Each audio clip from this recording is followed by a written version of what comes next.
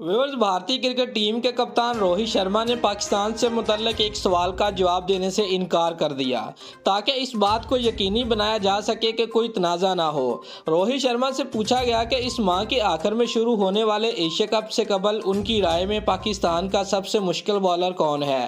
पीर को अमेरिका में एक प्रोग्राम में रोहित शर्मा ने सवाल के जवाब में कहा कि पाकिस्तान टीम के तमाम तेज़ गेंदबाज यकसा तौर पर अच्छे हैं, मैं किसी फ़र्द का इंतखाब नहीं करूँगा, ये एक बड़ा तनाज़ा पैदा करता है। उन्होंने मजीद कहा कि अगर मैं एक खिलाड़ी का नाम लूंगा तो दूसरे को बुरा लगेगा, दूसरे खिलाड़ी का नाम लूंगा तो तीसरे को बुरा लगेगा, मुझे लगता है कि वो सब अच्छे हैं। विवर्त, भारत की जन्म से सिक्योरिटी खदशात की वजह से इवेंट के लिए पाकिस्तान का दौरा करने से इनकार के बाद इस साल एशिया कप के लिए एक हाइब्रिड मॉडल इस्तेमाल किया जाएगा।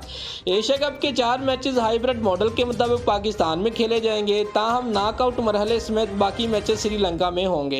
जजीरा मुल्क 9 मैचेस की मेज़बानी करेगा। क्रिकेट टूर्नामेंट 30 अगस्त से 17 सितंबर तक 50 ओवर के फॉर्मेट में खेला जाएगा।